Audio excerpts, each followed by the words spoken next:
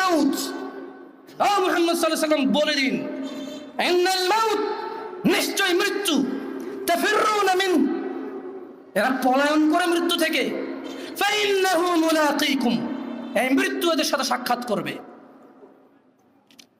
কোথায় যাচ্ছেন? Your organic food cannot increase your life. It can give you some physical strength. It can cure your some disease, but it can't increase your life.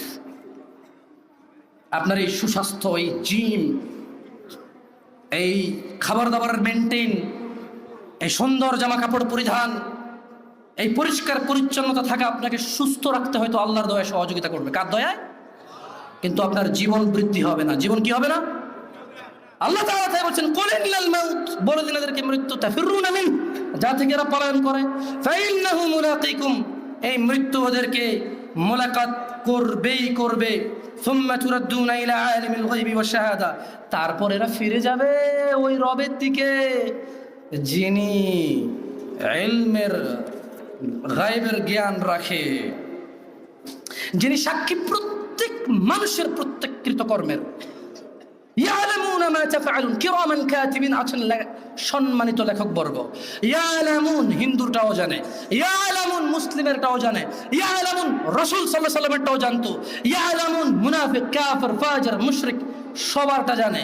কি জানে? মা তাফআলুন, যা তোমরা করো। এটা হতে পারে এইবার বদ্ধ করে অথবা জনসম্মুখে। কি আছে? লেখক বর্গ তারা কি জানে বলেন তো? তারা কি জানে? লেখক বর্গ কি জানে? যা আপনারা আর আমরা করি সবই জানি লেখক বর্গরা।